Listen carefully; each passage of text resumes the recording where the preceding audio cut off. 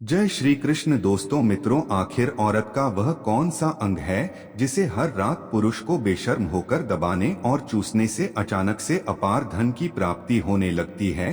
तो मित्रों, मनुष्य औरत का वह कौन सा अंग दबाकर और चूस कर अमीर बन जाते हैं। और मित्रों, जो भी मनुष्य औरत का यह अंग दबाता या चूसता है उसके घर में सदा माँ लक्ष्मी का वास रहता है। यह भी समझ सकते हैं कि उसके घर में माँ लक्ष्मी कैद हो जाती है। और तो और मित्रों, महालक्ष्मी की कृपा आप सभी पर सदैव बनी रहती है। तो मित्रों, आज की इस वीडियो में आप सभी को एक बहुत ही पावन कथा सुनाने वाले हैं। और ऐसी कथा के माध्यम से आप सभी लोगों को पता चल जाएगा कि औरत का वह कौन सा अंग है जिसे पुरुष को हर रात दबाने या चूसने से अपार धन की प्राप्ति होती है। तो मित्रों, हर एक पुरुष को अपनी अपनी स्त्रियों की यह अंग दबाना या चूसना चाहिए। तो मित्रों, मेरा आप सभी से यही आग्रह है कि इस वीडियो को शुरू से लेकर अंत तक जरूर देखना, क्योंकि मित्रों, आधी अधूरी जानकारी विष के समान होती है। इसलिए आपको पूरी जानकारी प्राप्त करने के लिए इस वीडियो को अंत तक देखना चाहिए। इस वीडियो को बीच में ना छोड़े। अब मित्रों, कथा को आगे जानने से पहले कृपया इस वीडियो को लाइक करें और हमारे चैनल को सब्सक्राइब जरूर करें, ताकि आप आगे भी इस तरह की रोचक कथाएं सुन सकें। तो मित्रों, एक बार की बात है, भगवान शिव कैलाश पर्वत पर विराजमान थे। उस समय अंतरिक्ष मार्ग से गरुण महाराज वहां पहुंचे। भगवान शिव ने उन्हें देखा और गरुण महाराज ने उन्हें प्रणाम करते हुए कहा, हे देवों के देव महादेव, आप मेरा प्रणाम स्वीकार करें। भगवान शिव गरुण महाराज को आशीर्वाद देते हुए बोले, हे गरुण महाराज, आज आप कई महीनों बाद किस प्रयोजन से यहाँ आए हो और मुझे यह प्रतीत हो रहा है कि आप किसी विशेष विषय पर चिंतन कर रहे हो। तब गरुण महाराज जी ने उत्तर दिया, हे प्रभु, आपने मुझे बताया था कि औरत की कौन सी 3 चीजें देखने से भयंकर गरीबी आती है, लेकिन आज मेरे मन में 2 प्रश्नों ने फिर से जन्म लिया है, जिसकी वजह से मेरा मन किसी भी कार्य में नहीं लग रहा है। भगवान शिव ने गरुण महाराज से कहा, हे गरुण महाराज, आप निसंकोच अपना प्रश्न मुझसे पूछ सकते हैं। यह सुनकर गरुण महाराज बोले, हे और भगवान शिव से प्रश्न किया, हे प्रभु, स्त्री के वे कौन से अंग हैं जिन्हें दबाने और चूसने से अपार धन की प्राप्ति होती है। गरुण महाराज का यह प्रश्न सुनकर भगवान शिव मंद मंद मुस्कुराए और बोले, हे गरुण महाराज, आज आपने संपूर्ण मानव जाति के कल्याण हेतु यह प्रश्न पूछा है। इस प्रश्न का उत्तर मैं आपको एक कथा के माध्यम से दूंगा। इस कथा को ध्यान पूर्वक सुनो और इसे अंत तक समझो। जो भी पुरुष इस कथा को सुनने के बाद स्त्रियों के उन अंगों को दबाता या चूसता है, वह जीवन में कभी भी निर्धनता का सामना नहीं करता। मित्रों, अब भगवान शिव द्वारा सुनाई गई इस रहस्यमयी कथा को जानने के लिए इस वीडियो को अंत तक देखें। और मित्रों, मैं आप सभी से पुनः आग्रह करता हूं कि इस कथा को शुरू से लेकर अंत तक अवश्य सुने, क्योंकि अधूरी जानकारी विष के समान होती है। जब तक हम पूरी बात को नहीं जानते तब तक हम किसी भी ज्ञान का पूरा लाभ नहीं उठा सकते। इसलिए कृपया इस कथा को ध्यानपूर्वक सुने और बीच में ना छोड़े। साथ ही इस वीडियो को लाइक करें और हमारे चैनल को सब्सक्राइब करें, ताकि आप आगे भी इस प्रकार की ज्ञानवर्धक और रहस्यमयी कथाओं का लाभ उठा सकें। अब कथा को आगे बढ़ाते हैं। मित्रों, भगवान शिव गरुण महाराज से बोले, हे गरुण महाराज, जो व्यक्ति इस कथा के रहस्य को समझ लेता है और उसका सही रूप में पालन करता है, उसके घर में सदा माता लक्ष्मी का वास होता है। उसके जीवन में कभी भी दरिद्रता नहीं आती और वह सुख समृद्धि से परिपूर्ण हो जाता है। यह सुनकर गरुण महाराज ने भगवान शिव से प्रार्थना की, हे प्रभु, कृपया मुझे वह कथा सुनाइए। मैं इस कथा को पूरी श्रद्धा और ध्यान से सुनूंगा और संपूर्ण मानव जाति में इस ज्ञान को विस्तारित करूंगा, ताकि सभी लोग इसका लाभ उठा सकें और अपने जीवन में समृद्धि प्राप्त कर सके। भगवान शिव ने कथा को आगे बढ़ाते हुए कहा, हे गरुण महाराज, यह कथा मध्य प्रदेश के एक छोटे से गांव की है। उस गांव में रामानंद नामक एक व्यक्ति रहता था। रामानंद एक साधारण और परिश्रमी व्यक्ति था, लेकिन उसका जीवन संघर्षों से भरा हुआ था। वह हमेशा अपनी आजीविका चलाने के लिए कड़ी मेहनत करता था, लेकिन फिर भी उसके घर में दरिद्रता बनी रहती थी। उसकी आर्थिक स्थिति इतनी खराब थी कि वह अपनी पत्नी और परिवार की जरूरतों को भी पूरा नहीं कर पाता था। रामानंद की पत्नी, जिसका नाम नंदिनी था, वह देखने में अत्यंत सुंदर थी। वह आकर्षक और तेजस्वी थी, लेकिन उसका स्वभाव बहुत ही कठोर और रूखा था। नंदिनी को गरीबी से अत्यधिक घृणा थी और इस कारण वह अपने पति रामानंद से हमेशा तिरस्कारपूर्ण व्यवहार करती थी। उसे अपने गरीब और संघर्षशील जीवन से बेहद शिकायत थी। हर दिन नंदिनी अपने पति को ताने मारती और अपमानित करती थी। वह कहती थी, तुम्हारे पास है ही क्या, न अच्छा घर है, न धन संपत्ति, न ही कोई वैभव है, घर में खाने तक को कुछ नहीं है।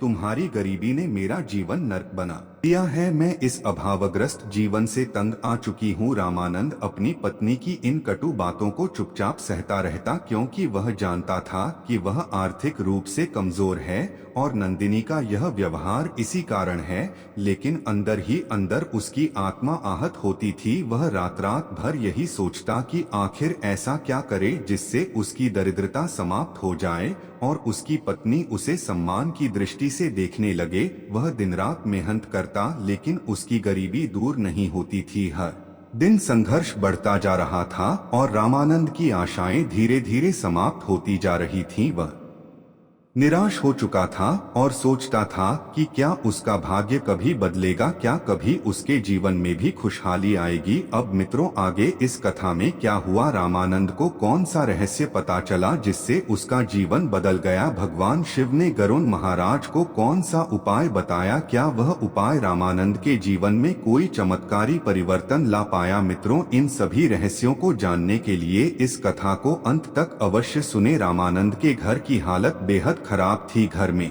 एक भी रुपया नहीं था और खाने के लिए अन्न का एक भी दाना मौजूद नहीं था। इस भयंकर गरीबी ने उसे मानसिक रूप से बहुत परेशान कर दिया था। ऊपर से पत्नी का ताना सुन सुनकर उसकी चिंता और भी बढ़ गई थी। वह दिन रात सोचता रहता कि इस स्थिति से कैसे बाहर निकला जाए, लेकिन कोई उपाय समझ नहीं आ रहा था। धीरे धीरे समय बीतता गया और उसकी हालत बद से बदतर होती गई। एक दिन परेशान होकर वह अपने घर से निकल पड़ा। वह बिना किसी दिशा के बस चलता ही जा रहा था। रास्ता एक घने जंगल की ओर चला गया। यह जंगल बहुत ही सुनसान और भयावह था। चारों ओर बड़े बड़े पेड़ खड़े थे, जिनकी घनी छाया ने रास्ते को अंधकारमय बना दिया था। चारों तरफ एक अजीब सी निस्तब्धता थी। न कोई पक्षी चहचहा रहा था, न कोई जानवर नजर आ रहा था। ऐसा लग रहा था जैसे पूरा जंगल किसी रहस्य को छिपाए बैठा हो। रामानंद बिना कुछ सोचे समझे आगे बढ़ता गया। चलते चलते उसे एक सुनसान रास्ता दिखा जो और भी ज्यादा डरावना लग रहा था, परंतु उसकी मजबूरी ने उसे बेखौफ बना दिया था। वह उसी रास्ते पर आगे बढ़ता गया। चलते चलते उसे दूर एक आश्रम नजर आया। यह आश्रम बहुत ही साधारण लेकिन शांतिपूर्ण लग रहा था। रामानंद धीरे धीरे उस आश्रम के पास पहुंचा। आश्रम की दीवारें पुरानी थीं, लेकिन वहां एक दिव्यता का आभास हो रहा था। से ही उसने आश्रम के अंदर कदम रखा, उसे वहां एक साधु ध्यानमग्न अवस्था में बैठे दिखाई दिए। उनके चेहरे पर तेज था और उनकी उपस्थिति मात्र से मन को एक अजीब सी शांति मिल रही थी। रामानंद कुछ क्षण के लिए रुका और फिर हिम्मत जुटाकर साधु के सामने जाकर खड़ा हो। फिर रामानंद ने उस साधु के पास जाकर बैठने का निश्चय किया। वह धीरे धीरे उनके निकट गया और श्रद्धा भाव से उनके पास बैठ गया। कुछ देर बाद जब साधु ने अपनी तपस्या समाप्त की तो रामानंद अचानक जोर जोर से रोने लगा। साधु ने अपनी आंखें खोली और शांत स्वर में पूछा, हे पुत्र, तुम इतनी पीड़ा में क्यों हो? तुम्हें क्या समस्या है? तुम रो क्यों रहे हो? रामानंद ने रोते हुए साधु से कहा, हे साधु महाराज, मेरी एक पत्नी है जो दिन रात मुझ पर ताने कसती रहती है। मैं गरीब हूँ, लेकिन इसमें मेरा क्या दोष? मैं कितना भी मेहनत कर लूँ फिर भी धन कमा नहीं पाता। पहले मेरा एक छोटा सा धंधा था जिससे किसी तरह घर का खर्च चल जाता था, लेकिन पत्नी के निरंतर झगड़े और क्लेश के कारण वह भी चौपट हो गया। अब तो हमारे पास खाने के लिए एक दाना तक नहीं बचा। मित्रों, रामानंद की आवाज भारी थी और उसकी आंखों में आंसू छलक रहे थे वह आगे बोला, अब तो पीने तक के लिए पानी भी नहीं बचा। इतना ही नहीं, मेरे पास सिर्फ यही एक वस्त्र है जिसे मैं रोज पहनता हूँ, कोई दूसरा कपड़ा तक नहीं है कि बदल सकूं। गरीबी ने मेरी पूरी जिंदगी को नर्क बना दिया है। लेकिन हे महाराज, सबसे ज्यादा दुख तो इस बात का है कि मेरी पत्नी मेरी तकलीफ को समझने के बजाय मुझसे हर समय झगड़ती रहती है।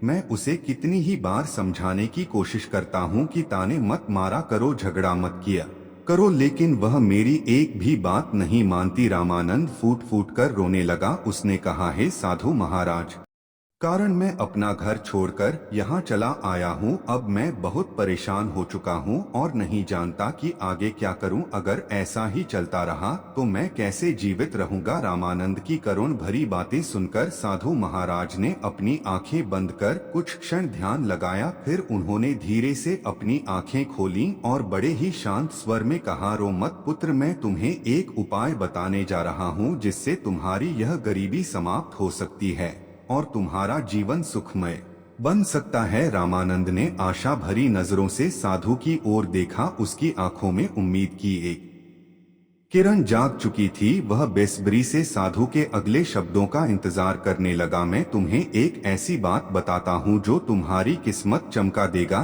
तुम्हें अपनी औरत का सिर्फ यह अंग बेशर्म होकर कर दबाना और चूस लेना है और अचानक तुम्हारे घर में धन की प्राप्ति होने लग जाएगी। तुम देखते ही देखते बहुत अमीर बन जाओगे। साधु जी कहते हैं, जो भी पुरुष औरतों का यह अंग दबाता या चूसता है उसके घर में कभी भी धन की कमी नहीं रहती है और ना ही उसके घर में लड़ाई होती है। वह जो भी व्यापार करता है उसमें हमेशा तरक्की होती है और तो और उसके घर में माँ लक्ष्मी का वास रहता है। आप यह समझ जाएं कि माता लक्ष्मी उसके घर में सदैव के लिए कैद हो जाती है। आगे साधु महाराज रामानंद से कहते हैं, हे पुत्र, अब मैं तुमको औरत के उन अंगों के बारे में बताने जा रहा हूँ। इसे ध्यान से सुनना और अपने जीवन में इस पर गौर करना। तब रामानंद साधु जी महाराज की बातें बहुत गौर से सुनता है और कहता है कि जितना जल्दी हो सके मुझे यह बता दो कि औरत का वह कौन सा अंग है जिसे दबाने या चूसने से अपार धन की प्राप्ति होती है। तभी साधु महाराज रामानंद से कहते हैं, हे पुत्र, इतनी भी क्या जल्दी है मित्रों। तभी साधु जी महाराज उस आदमी को एक कहानी सुनाते हैं और बताते हैं कि हे पुत्र, एक नगर में एक सोनार रहता था। उसके बहुत सारे ग्राहक थे जिस पर वह दिन रात मेहनत करता था। उसके घर में सोनार और उसकी पत्नी रहा करते थे। उस सोनार और उसकी पत्नी में आपस में बहुत ज्यादा प्रेम था। उसके घर में किसी भी प्रकार की लड़ाई झगड़ा या क्लेश नहीं होता था। इसी वजह से उसके घर में सदैव महालक्ष्मी का वास रहता था और उसके धंधे में इतनी ज्यादा बढ़ोतरी होती थी कि वह दिन प्रतिदिन और अमीर होता जा रहा था। उस सोनार और उसकी पत्नी में इतना प्रेम था कि आसपास के लोग उन्हें देखकर जल जाया करते थे। धीरे धीरे उसके पूरे गांव के लोग जान गए कि सोनार और उसकी पत्नी में बहुत ज्यादा प्रेम है। धीरे धीरे यह बात उस नगर के राजा तक पहुंच गई। दोस्तों, सोनार और उसकी पत्नी की बात जब राजा के पास पहुंचती है तो राजा भी उसके प्रेम की काफी ज्यादा तारीफ करते हैं। वह सभी से बताते हैं कि हमारे नगर में एक सोनार और उसकी पत्नी रहते हैं जिनमें कभी भी लड़ाई झगड़े नहीं होते हैं। उन दोनों में आपस में इतना प्रेम है कि मैंने ऐसा अपनी जिंदगी में कभी भी नहीं देखा है। बार की बात है, राजा पूरे नगर में ढिंढोरा पिटवा देता है कि इस नगर में जितने भी लोग हैं वह सभी अपने घर में घी का दिया जलाएंगे। राजा की पत्नी पूछती है कि आप ऐसा क्यों कर रहे हैं, सबके घर में घी का दिया क्यों जलवा रहे हैं। राजा अपनी पत्नी की बात सुनकर कहते हैं, दीपक प्रेम की निशानी होता है। जिसके घर में घी का दीपक जलता है उसके घर में सदैव प्रेम बना रहता है और उसी घर में सदैव माता लक्ष्मी वास करती है।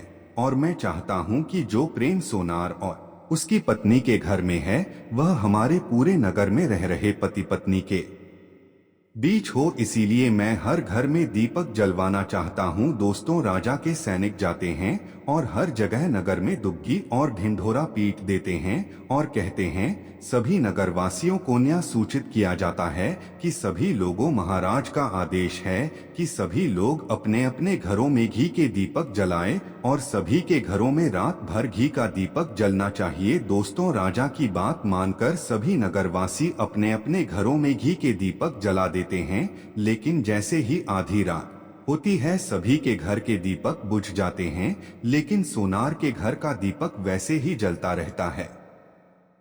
दोस्तों, दीपक हमेशा सोनार की पत्नी जलाती थी। सोनार की पत्नी अपने पति से प्रेम तो करती थी, परंतु उसका प्यार दिखावे मात्र का था। उस सोनार की पत्नी हमेशा माता लक्ष्मी की पूजा किया करती थी, लेकिन उस सोनार की पत्नी सोनार की बात नहीं मानती थी। वह हमेशा अपनी मनमानी करती थी, उसका जो भी मन करता था वही काम करती थी। लेकिन सोनार को इस बात से कोई भी दिक्कत नहीं होती थी, क्योंकि सोनार बहुत समझदार था। सोनार सोचता था, यदि मैं अपनी पत्नी को रोक टोक करूंगा तो घर में बेवजह ही लड़ाई झगड़ा होंगे। कई चीजें सोनार इस वजह से अनदेखा करता था कि उसके घर में प्रेम बना रहे। राजा अपने महल को छोड़कर पूरे नगर का नजारा देख रहे थे। उन्होंने देखा कि सारे नगर में किसी के घर में दीपक नहीं जल रहा है, लेकिन सोनार के घर में दीपक जल रहा है।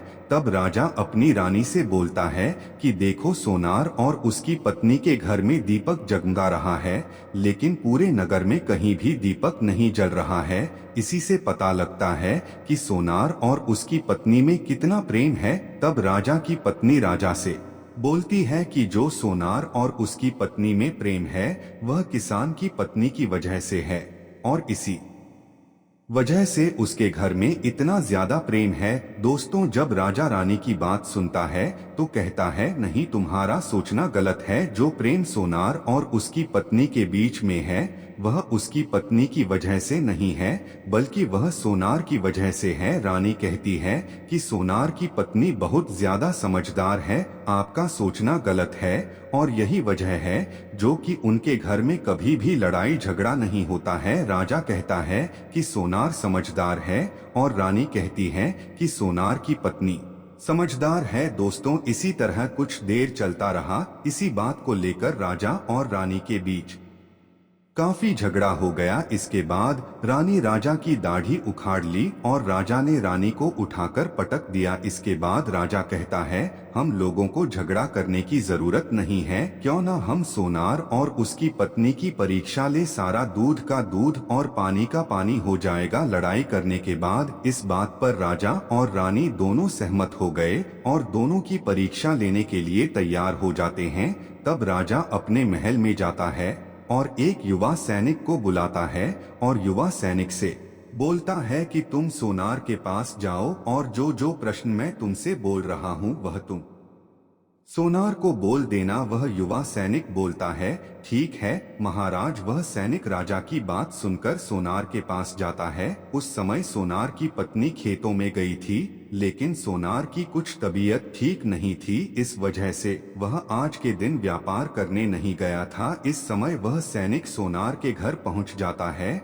और सोनार से कहता है, मैं राज दरबार से आया हूँ, राजा साहब ने मुझे भेजा है। दोस्तों, सोनार कहता है, बताइए मैं आपकी क्या सेवा कर सकता हूँ। आप बैठ जाइए, मैं आपके लिए पानी लेकर आता हूँ। तभी वह युवा सैनिक बोलता है कि नहीं, तुम कुछ भी मत लाओ, मैं राजा का सैनिक हूँ, बस आपके पास राजा का समाचार लेकर आया हूँ। तब किसान कहता है, ठीक है, आप मुझे बताओ राजा साहब ने मेरे लिए क्या समाचार भेजा है। सैनिक कहता है, सोनार जी, राजा साहब ने यह बोला है कि यदि तुम अपनी पत्नी को छोड़ देते हो तो राजा जी आपको बहुत सारे हीरे जवाहरात और साथ में तुम्हारे जमीन से 2 गुना ज्यादा जमीन राजा जी आपको गिफ्ट में देंगे। इसके अलावा राजमहल का आधा हिस्सा भी आपको दिया जाए। लेकिन जो सोनार ने जवाब दिया वह सुनने लायक है। सोनार ने कहा, राजा जी अपना पूरा राजमहल मुझे क्यों ना दे दे, लेकिन मैं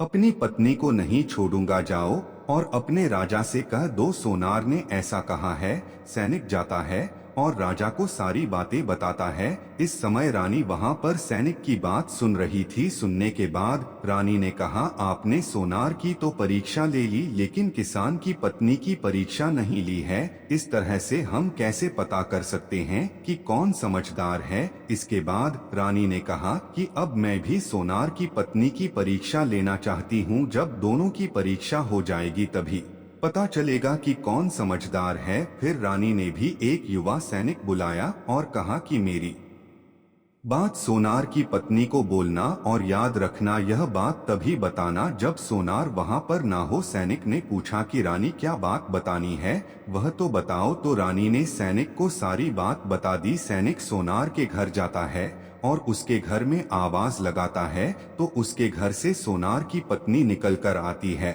और कहती है, बताओ क्या हुआ, क्यों ढिंढोरा पीट रहे हो? तो सैनिक ने कहा कि राजमहल से आया हूँ, मुझे रानी ने भेजा है। सोनार की पत्नी ने कहा, बताओ किस लिए आए हो? तब सैनिक ने कहा, रानी ने बोला है यदि तुम अपने पति सोनार को मार देती हो तो आपको बहुत सारे हीरे जवाहरात रानी आपको देंगी और साथ में राजमहल का आधा हिस्सा भी आपको मिलेगा। इसके अलावा जितनी भी आपकी जमीन है वह तो आपकी रहेगी, लेकिन उसकी 2 गुना जमीन भी रानी आपको देगी। यह बात सुनकर सोनार की पत्नी तैयार हो जाती है, कहती हैं, ठीक है, यदि मुझे रानी साहिबा देंगी तो मुझे मंजूर है, मैं अपने पति को मार दूंगी। तब सैनिक पूछता है कि रानी को कैसे पता चलेगा कि आपने अपने पति को मार दिया है? तभी सोनार की पत्नी बोलती है, मेरे घर में जो दीपक जल रहा है, जब मैं सोनार को मार दूंगी तो उसे बुझा दूंगी, तभी आपको पता चल जाएगा कि मैंने सोनार को मार दिया है।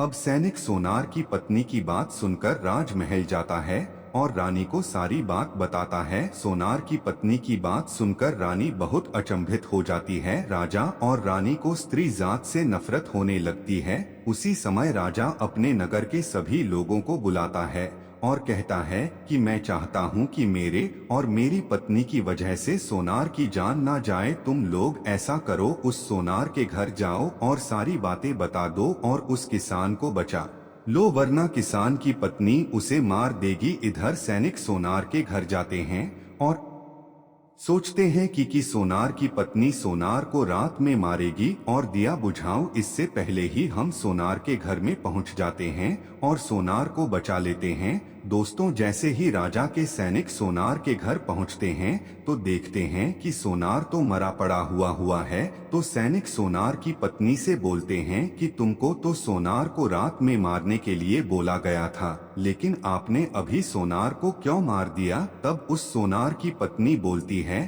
कि सोनार को तो मुझे मारना ही था, रात में तो मुझे सिर्फ दिया ही बुझाना था, इसलिए सोनार को तो मैंने दिन में ही मार दिया है। सभी सैनिक तुरंत ही सोनार के घर से दौड़े दौड़े जाते हैं और राजा रानी को सारी बातें बताते हैं। राजा और रानी क्रोध से आग बबूला हो जाते हैं। इसके बाद राजा और रानी सोनार की पत्नी को बंदी बनाकर लाने के लिए अपने सैनिक से कहते हैं। सैनिक जाते हैं, सोनार की पत्नी को बंदी बनाकर ले आते हैं। राजा सोनार की पत्नी से पूछता है, ऐसा तुमने क्यों किया? तुम लालची औरत हो, तुम्हें पैसों से प्यार है। तभी सोनार की पत्नी ने जवाब दिया और बताया कि मुझे तो सोनार को पहले ही मारना था, वह तो मैं कोई बहाना ढूंढ रही थी, क्योंकि सोनार की आदत बहुत खराब थी, वह मेरे साथ बहुत खराब व्यवहार किया करता था। तो राजा ने कहा, ऐसा क्या करता था सोनार? तो सोनार की पत्नी ने जवाब दिया कि वह मेरे नाक का ऊपरी हिस्सा अपनी उंगली से हमेशा दबाया करते थे। इसके अलावा सोनार एक काम और मेरे साथ करता था, वह सोनार मेरे कान का पिछला हिस्सा अक्सर अपनी जीभ से स्पर्श किया करता था। राजा ने पूछा, यह बताओ, जब आप लोग गरीब थे तब क्या सोनार आपके साथ यह काम करता था? तो सोनार की पत्नी बोलती है, नहीं महाराज, तब ऐसा नहीं करता था। तब राजा ने कहा, मैं समझ गया है, सोनार ऐसा क्यों करता था? उसी समय साधु जी ने रामदत्त से पूछा, तुम्हें कुछ समझ में आया? औरत का कौन सा अंग दबाने तथा चूसने से लोगों को अचानक धन की प्राप्ति होती है? तो रामदत्त ने कहा, नहीं साधु जी, मुझे अभी समझ में नहीं आया। तभी साधु जी कहते हैं, अगर अभी समझ नहीं आया तो मैं फिर से आपको बताता हूँ। सोनार अपनी पत्नी के साथ जो पहला काम करता था वह है उसके नाक के ऊपरी हिस्से को अपनी उंगली से दबाता था। तो जिस भी मनुष्य के घर में पैसों की कंगाली रहती है उसे अपनी उंगली से औरत के नाक के ऊपरी हिस्से को जरूर दबाना चाहिए दोस्त। औरत के नाक के ऊपरी हिस्से को बहुत शुभ माना जाता है। इसी वजह से जो यह काम करता है वह हमेशा धनवान पुरुष बन जाता है। दूसरा काम है, जो भी पुरुष औरत के कान का पिछला हिस्सा अपने जीभ से स्पर्श करता है उसके किस्मत के द्वार खुल जाते हैं, उसे अचानक धन की प्राप्ति होती है। ऐसा इसीलिए होता है क्योंकि औरत के कान के पिछले हिस्से में माता लक्ष्मी का वास होता है। जब आप ऐसा करते हैं तो माता लक्ष्मी आपसे प्रसन्न हो जाती है और आपको अपार धन देती है।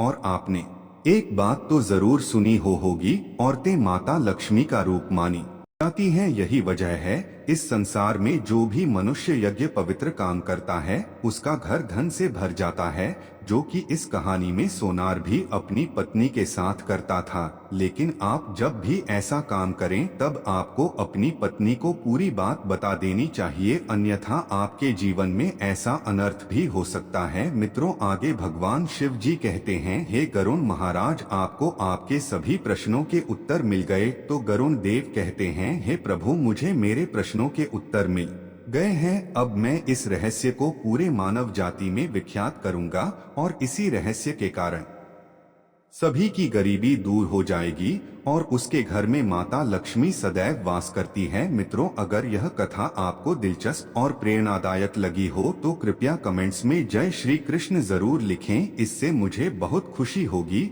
और मैं जान पाऊंगा कि आप सभी ने इस कथा को सराहा है। इसके अलावा अगर आपने अभी तक इस वीडियो को लाइक नहीं किया है तो कृपया वीडियो को लाइक करके हमारे चैनल को सब्सक्राइब करें। साथ ही बेल आइकन को ऑल पर सेलेक्ट करना ना भूलें ताकि आपको हमारी आने वाली सभी वीडियो की जानकारी तुरंत मिल सके। मित्रों, अगर आपने चैनल को सब्सक्राइब कर लिया है और वीडियो को लाइक कर दिया है तो कमेंट बॉक्स में जय मां लक्ष्मी जरूर लिखें ताकि मुझे यह पता चल सके कि आप सभी ने हमारी कोशिशों को सराहा है। मुझे उम्मीद है कि इस वीडियो ने आपको कुछ नया और रोचक जानने को दिया होगा। वीडियो को इस तरह देखकर समय बिताने के लिए मैं आपके सभी दर्शकों का दिल से धन्यवाद करता हूं। आपके प्यार और समर्थन के लिए मैं हमेशा आभारी रहूंगा। मिलते हैं एक नई पौराणिक कथा के साथ जिसमें और भी ज्ञान और प्रेरणा की बातें होंगी। धन्यवाद।